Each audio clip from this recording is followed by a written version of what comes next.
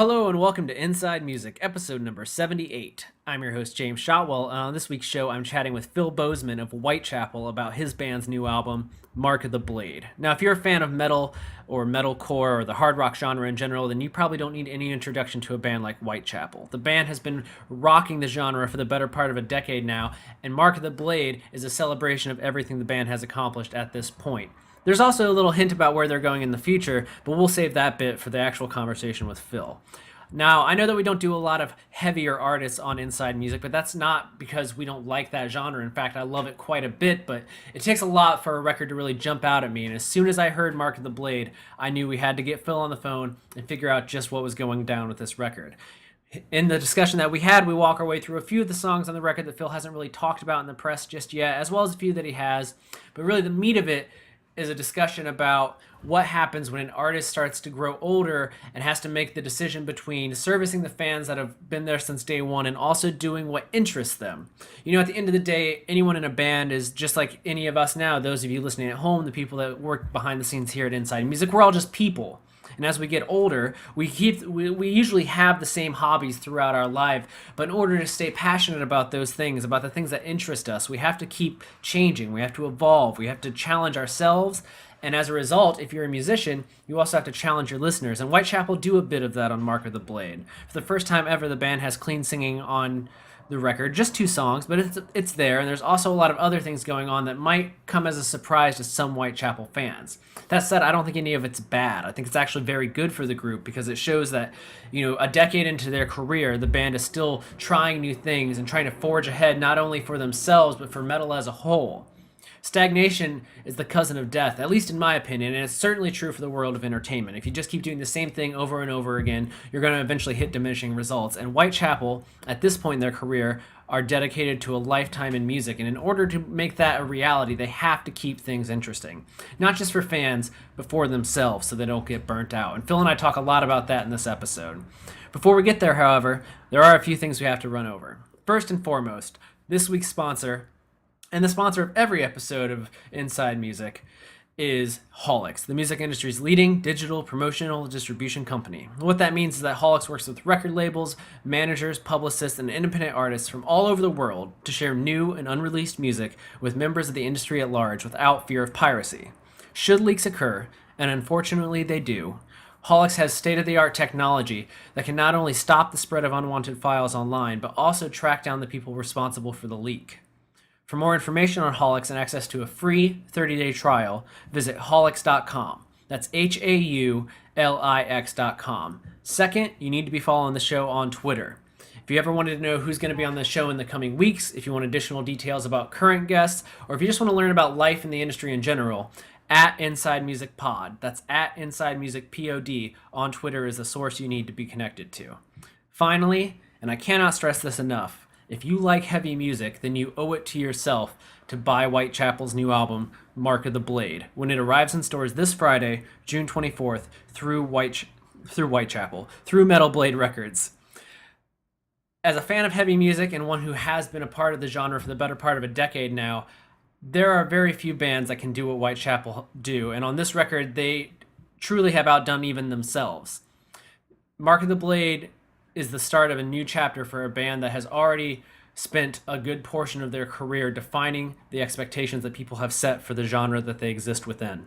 And I think you're going to be very pleased with the results. Now I'm going to play a little bit of music from the album, and then I'm going to get to the conversation with Phil. Thank you so much for continuing to listen and support Inside Music. We have a variety of guests on the horizon, and I really think you're going to like what's in store. So please enjoy my conversation with Phil and check back next week for another episode.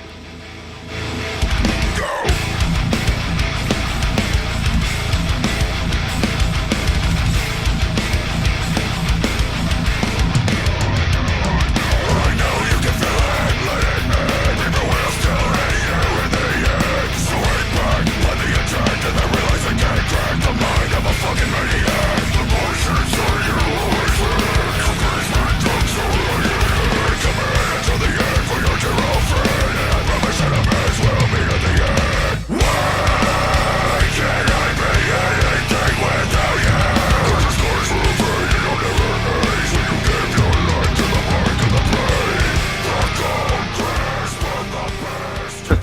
All right, man. How are you doing today? Not too bad. How about yourself? I'm all right. It's pretty rainy here in Minneapolis where I live. Where are you at? Knoxville, No. Tennessee. I was just down in Tennessee for this music business conference in May actually. How's Tennessee today? It's sunny and hot.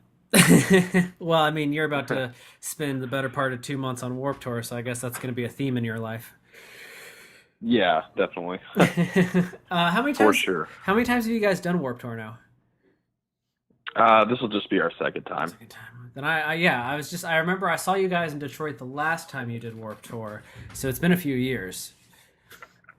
Oh, yeah, yeah. Yeah, it was, 2010 was the last time we did it. Do you have any like conditioning? Are you preparing in any way to get out there on the summer heat stages? Yeah, I mean, we know what to expect, but, we're just mainly focusing on, our set list and, the set we're going to play and, just getting ready to, be a part of the very long tour. So, we're used to it. So, we know what to expect. Do you carb up a bit? Most people lose like 10, 15 pounds on Warp Tour. Well, I didn't really check the last time, but I mean, I could definitely see why that is, because you're basically just sweating and, constantly hot. So your body, is constantly burning, and so your heart rate's up a lot more often than not. The album release really couldn't be more perfectly planned for this since it comes out the day you guys kick off things in Dallas for Warp Tour this year. I'm sorry, you broke up a little bit. Oh, I'm sorry. I just said the album release really couldn't be more perfectly timed for this tour run as it comes out the day you guys kick things off in Dallas. Oh yeah, definitely. I mean, it's pretty much the perfect time. I mean, it's summer is like the time for almost any artist, no matter what genre. Because that's whenever people want to be out and do things and stuff. So this is best time to, I'd say, release music and do tours for sure. I know that they're doing a live stream of the first day of Warp Tour. Do you guys know if you're a part of that or not? Oh, I have no idea. I didn't even know about that. I've talked to a few people and that's what they say, so I think it's probably one of those things where you might be, so just be prepared. Yeah, exactly. Well, man, I'm happy that we get to talk today because it's a little bit over, we're like 10 days away from the record, I guess, at this point. Something like Yeah. that. Hmm. And was it yesterday you guys released the full album stream? Yes. Uh-huh. So the world's been able to consume it for about 24 hours. Now, is there any reason why you guys released a full record stream this far out? I mean, we just wanted to give people, a taste of it, give, the Warped Tour crowd, a peek at it too. People may have never heard us before and, just wanted to, I guess, build a little hype for it, and just, I mean, I guess the hype is gone now since it's all been revealed, but, just we wanted the people to, we made them wait long enough, so in the power of the internet, you're able to, show people pretty much anything. So. Now, are you somebody that follows the discussion online? Are you looking at what people are saying as soon as the record stream got out there, or do you try to stay away? Yeah, I mean, we like to see what people are thinking, about, especially about the new album or whatever, but, in like, whenever there's nothing really going on that's new, as far as, we're releasing an album, we want people to know what they think, but, later on down the road, after the album's, been out for a little bit, we don't go like fishing online for like comments or what people say about us or anything like that. Well, that's good. I'm always curious because especially someone that's been in music as long as you have, I'm always curious whether or not you kind of keep a foot in the waters. Because what I've learned is a lot of artists as you get older, like you kind of you kind of see what people say, but you try not to engage too much. Yeah, and I mean, you kind of have to just, you have to have thick skin whenever you're exposed to a lot of people. I mean, you can't sit there and get mad at things people say. I mean, there are things that people do say that are very uncalled for, but I mean, that's just the way the world works. We live in an ugly world, so I mean, that's the way it's going to be. You're not singled out from anyone else, or you're not singled out from anyone else that is going to get treated perfectly your whole life. So I mean, people are always going to say terrible things, so it is what it is. You were never going to be able to stop that. True that. True that. Now let's talk about the record. When did you guys first enter the studio to do this record? It was around. It was getting close to spring. It was. I don't remember the exact date we entered, but I know they did drums in January, and no, I'm sorry, excuse me, February, and near the middle end of February, and then Mark Lewis, our producer, came up and we did everything else, like end of February through March and stuff like that. So it was about a month and a half process. Now, what is your writing process like? Were you writing like all leading into that, or do you wait until you guys are like, okay, let's do a new album? I mean, we definitely have a point where we're like, okay, now we need to start putting songs together and start, trying to come up with ideas and everything. But we have so much content that so much material that we've compiled over the years. So we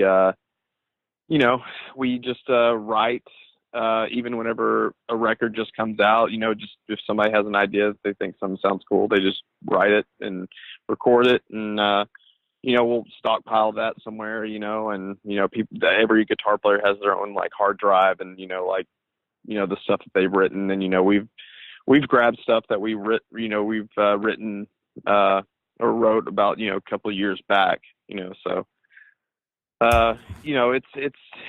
but there is that one time where we are, just mainly buckled down and writing and, putting an album together. So.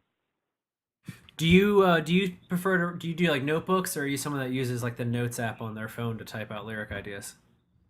Yeah, I type all my lyrics. I don't care to write too much, and plus I don't even like my own handwriting. So.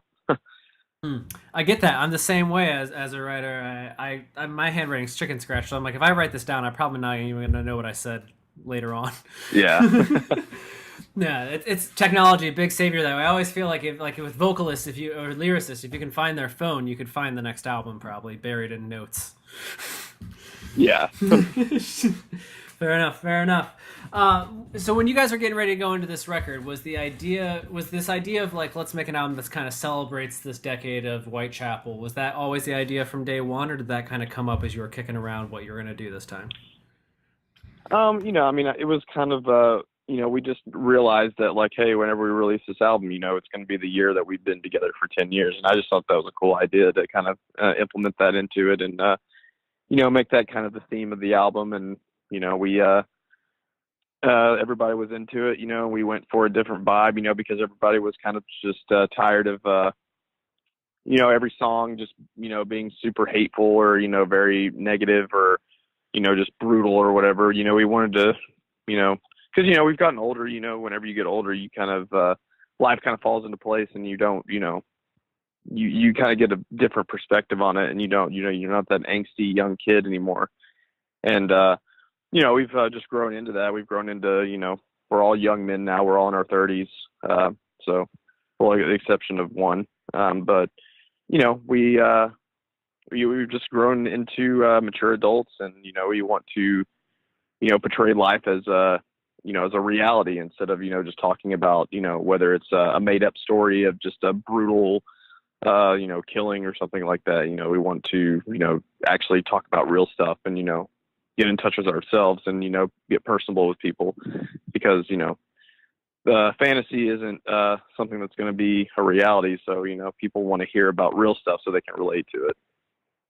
That definitely comes across in this record. I gotta say, when I first heard Mark of the Blade and I saw that was the title of the record, I was like, to me, I was like, what a ballsy move, because not many bands can like turn what is essentially like the brand of their band into like an anthem and not come across as like, well, that's kind of corny, but it works so well for you that it fits into the aggressiveness of the band in a way that I don't think a lot of other groups could make work for them. Oh, thank you. Yeah, I mean, I just kind of feel like we've it's all real, and it's not like a putting a stamp on something and say like, hey, like this is what's cool. It's all real. If people want to support it, then that's just an added bonus. What do you think?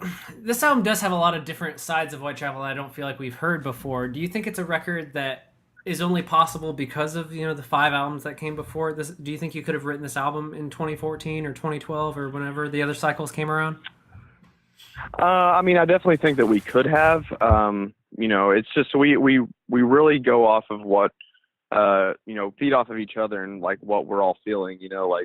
We all kind of like agreed with each other, like, hey, we need to let's try to get away from this like formula that we've had for the past 10 years. Like we just write super aggressive music and people expect it and want it, but like at the end of the day, like is this what we want to write? Like, are we writing it just because, people want us to and people expect it, or do we want to, branch out and, really explore our capabilities as musicians, and see what we can create as far as, that's outside of our comfort zone. So, I mean, I think we could always have done it. We just chose to do what we did at the time. We were writing each record. So, but we kind of felt like this is a 10-year mark, 6th album.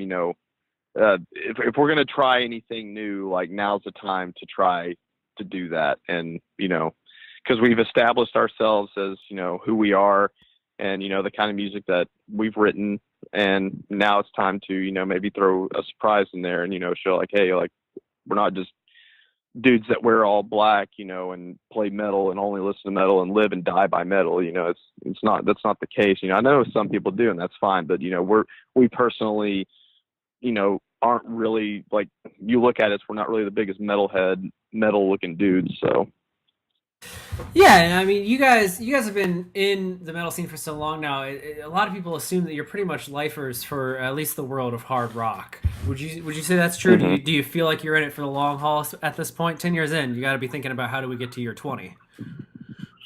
Yeah, I mean, there's this is I don't know what it feels like to have a 9 to 5 anymore. Like I forgot what that felt like, and I mean, it's gotten to the point now where it's just like, I don't, you kind of age slower when you're in a band. You don't really grow up as fast as like, say, like a normal person that goes to college and gets a degree and gets a job. You kind of age slower because, you don't have like, the responsibilities of, getting up and answering to someone because you are your own boss. So, I think that, but I think that we can definitely say that we're probably in it for the long haul because we've done it this long and come this far, unless there's just some, thing that comes up in someone's personal life, and the thing is too, is like, there's always certain members of the band that if they leave or they're not in the band anymore, then,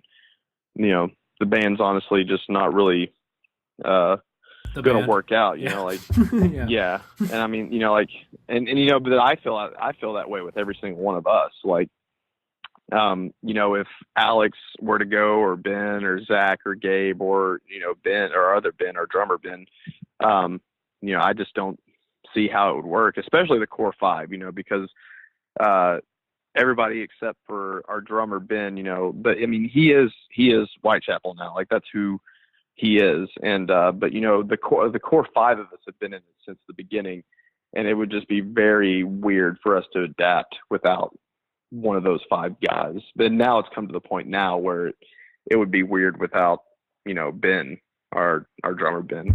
Yeah, much longer now. Ben will have been the longest time you guys have had a single drummer in the band, right? Or he is at this point, probably. I think he is now. Uh-huh. Yeah, so he's as much part of the band as anyone else by far. He is the drummer. Yeah, yeah, I mean, he's helped shape us into who we are now as much as we have. So now, as much as the original 5 members. I've seen so many headlines from sites that even I don't think report on Whitechapel that regularly. When you guys started talking about how you're going to have some clean singing on this record, did you expect the reaction that has kind of flooded from that? Because I've seen you talk about it on at least a dozen websites now, and every time I'm just like, it's so crazy to me that people get so up in arms about this change. that it becomes such a big deal. Yeah, I mean, like I can understand like the reasoning behind it, just because people are like, well, once they do this, they're just not going to be the same anymore or whatever. Yeah, yeah, And like I understand that, like I get it, but like at the end of the day, like I feel like a lot of people look at music as more of they're just because there's a lot of metalheads that listen to different types of music, and it all comes down to like who creates it. That's the biggest. I feel like that's the most important thing, rather than just what is coming out of your speakers. People will say, we can't. If we came out with like a country song or something like that, people would just flip and be like, "Oh my God, I'm done with these guys. They've just gone too far or whatever." And I'm not saying that you have to like it. It's just that if you do like it, does it matter who it's associated with? If you like the song, and then you find out who it is, and you don't like it just because of who did it. Whether it, and I can understand if it was somebody, a public figure or something that was not a very good person, but obviously we've never personally done anything to anyone, so like there's no reason to not like a song that say we created just because of the type of content it is. But if you actually do like the song but didn't know that it was us, then and then you found out it was us and you decided not to like it just because of who did it, that's just insane to me that you would, because I wouldn't care who, and that's the thing. A fan's perspective is completely different from an artist's perspective. It's always going to be that way. So I mean, once you actually get into doing this for a living and you make music over and over and over again, like you're going to want to try something new. Like I love cheeseburgers, but I don't want to eat one every single day. So I mean, that's true. the way I look at it. Well, I feel like a lot of people, they kind of define their life by a certain sound or even a certain song, and then when the artist that makes that sound starts to pivot, they kind of have to come to the realization that like, oh, they're not the same person they were the first time they heard a Whitechapel song. You guys are different now, and they kind of have to be like, oh, I'm different now, or I'm older. You know what I mean? Like things are changing. Yeah. And that's scary to people. Yeah, and I'd say a band that's gotten a lot of that is probably Metallica. But at the end of the day, it doesn't really matter because that band is gigantic and their fan base grows more than it shrinks. So I mean, it's and like people give them a lot of hate just because of the way that they've they've been a band for God 30 years, over 30 years, something like that. I mean, I don't understand why people would expect them to write the Black Album or Injustice for All again. I mean, it's just that was over 20 years ago. So I mean, people they have every right, even no matter how long they've been together, to write whatever the hell they want to write. And if you don't like what they put out because you genuinely just don't like the music, then that's fine. But don't not like it just because it's not what you wanted them to do. Well, yeah, and it also comes back to the separation of like an artist versus like art. Like art can be whatever you want to make it, but the artist is still a person at the other end of the day. Like, anything that you want as a person, the artist wants it for their creativity. Like yeah. I instead of talking about those songs, I want to talk about Trimmers because that's my favorite song on the record. And I haven't seen you talk about it very much yet. I don't know why, but I've listened to the record, I don't know, maybe a dozen times in the last week since Nikki at MetalBlade, shout out Nikki, since Nikki sent it to me. She's great. But Tremors is just a song I keep coming back to, man. Is there a story behind that track? That song is, it's, I don't want to get too personal about it because, I mean, it is written about, a certain thing that comes from the band, but it's more or less just about kind of like a person that is on your side but won't, is not really there for you whenever they say that they are, kind of thing. And that if you're depending on a person like that and they constantly let you down, and it's not because of their mistakes, it's just because they're just not fit to take care of you. They just are basically ignoring the problems and just trying to have quick fixes. I don't know, it's a very I would have to go into a long spiel about that, I But mean, I get it. We got time, but I got it. yeah, I mean, it's basically, the reason it's called Tremors is just because it's has to do with a certain distance between us and someone else, basically. Okay. It's very, very, very kind. It's I don't want to get too. I don't want to call out anything. Fair enough. It's yeah. Well, I think you do enough I clear cut. could. You do some calling out on the record, but you don't have to get like the personal call outs is a whole different thing. Yeah. Because I mean, like elitist, Yeah, I mean, elitist ones is clearly a call out song. Oh yeah, I mean that song is mainly just like. I mean, I can definitely go into about that song. I mean, that song is mainly. It's basically just talking about how our words honestly don't mean anything because we're all going to die anyway, and this is going towards the metal community. So they don't matter. So why don't we just be nice to each other anyway? Because just have respect and just respect people because no matter what, like we're all going to die. So just why not just be nice to each other? Like what's the big deal? Why do people have to go way out of their way to talk bad about all these bands, how they suck, like whatever. It's just that that's the thing. I feel like metal is probably one of the most like judgmental genres of judgmental community, if anything, because I mean it's just if you don't do a certain type of metal, you're not true metal, and there's just so many technicalities, so many genres, subgenres, and stuff. It's just like it's gotten to a point where it's just like, man, like come on, like who holds the title for being right, about metal in general. Like there's just so many different things that go into it, and it's that song has been, and that song honestly too is about just like any form of anything, like whether it's metal or music or business or you're good at baseball or something, like there's always people that can talk, and like there's always going to be the sports critics for like sports, and they're going to sit there and talk about how he should have done this or done that, and when they're just sitting at a desk, like just I don't know, it's a very it's a song I kind of like. It's been a while in the making because being a metal band and seeing what people do say, it's just like you get to a point where you're just like, oh my god, shut up, like just move on with your life. Like if you don't like something, just don't be a part of it. Well, I mean, it's gotten to the point in metal, specifically this year, that like websites and publications are making news articles about like Rob Zombie likes baby metal, as because there's so much derision around that band for some groups that like when somebody says they like them, that's like newsworthy to be like, oh, they're accepted.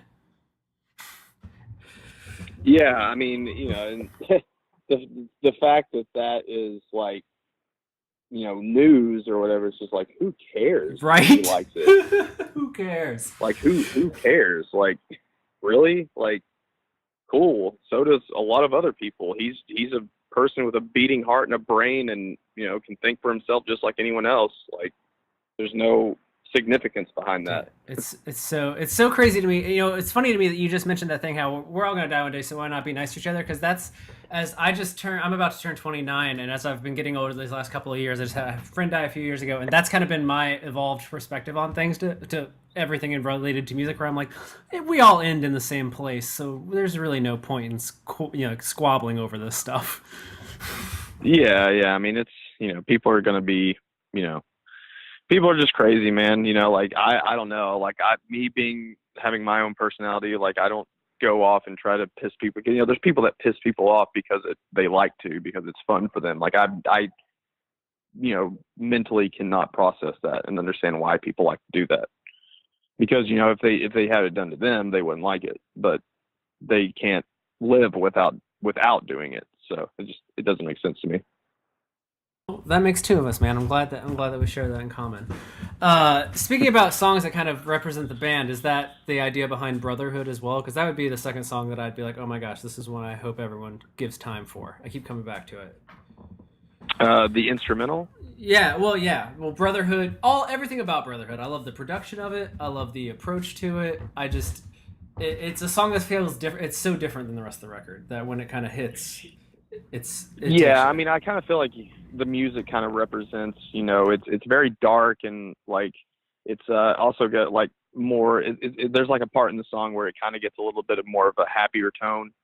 It's kind of like you go through adversity. There's always the good times, and then you're always going to fall back down. But at the end of the day, we're always going to be, we're always going to be together and have each other's back, kind of thing.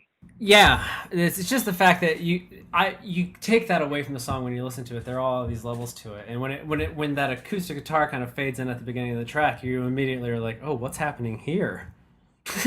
Like, where's the record going now? And it comes so late. It comes pretty late in the mix, so it's a nice change of pace. I really appreciate it. Thank you. And I hadn't seen you talk about it very much yet. I know you've been doing a lot. You've been doing the press rounds pretty heavy. Are you someone that you like to do a lot of interviews? I know you probably get used to it at this point in the career.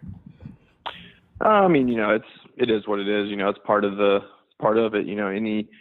Anything that like even sport. If you play sports or you're even like UFC fighters. Press is like part of the job. They let everyone know what you're thinking, and get an inside look on everything, instead of having to have everyone's questions answered, hopefully, in the interview, and get more information, because we can't answer to everyone. So are you a big UFC guy? I'm like in and out of it. Like there's times where I'm I'm into it, and then there's times where I just kind of get out of it and just don't really care for it too much. It's just it's one of those things that like I just kind of flip back and forth with. Yeah, if there's a good fight on, you're in, but you're not not. Yeah. That's me as well. I'm not like. Yeah, I don't follow it like crazy or anything. Yeah, there's just too many fighters and stuff. If there's a good fight, plus I have that thing where like if I sit down and it's like a championship fight and they do they go all 5 rounds, I'm like, well, I get the technical impressiveness of that, but it's not fun for me to watch. I'm just not into it that much. Yeah, yeah. You got to have that ground and pound. Speaking of interviews, you guys are going on Warped Tour. Are you the guy that goes to the press booth every day? I know that can be a slog. Yeah, I mean, it really just depends. I mean, sometimes we'll take turns, and some people just have the day off from doing it. But I am down there a lot, though. Yeah. Have you? Is it difficult to piece together a set list at this point? I know you get like 25 minutes for your Warped Tour set. With you guys that's like 5 Whitechapel songs. Yeah. I mean, it's we usually don't have too much trouble. I mean, we can come up with a set pretty easily and pretty fast. We put work and time into it, but it's we can usually come up with what we're going to do pretty easily, and we don't really have any arguments or anything about it. So this time around, I'm guessing Mark of the Blade will be in there, and maybe the Void. I'm assuming, yeah. I mean, there's definitely going to be new songs, but I guess we'll just have to wait and see on Warped Tour. Have you guys started practicing for that yet? No. Well, no. I mean, not technically, no. We just got through shooting a music video yesterday, so we are couldn't really practice the past, because we went to New York for a couple days for some press up there, and then we came back and had to do a music video, and but now, like, as in the next few days, we're gonna be practicing and stuff. What'd you shoot a video for? Elitist ones. Oh, well, fitting that we've brought it up in this conversation in that case. No, well, then we can probably expect that on Warped Tour as well then, most likely. Maybe. Yeah, probably.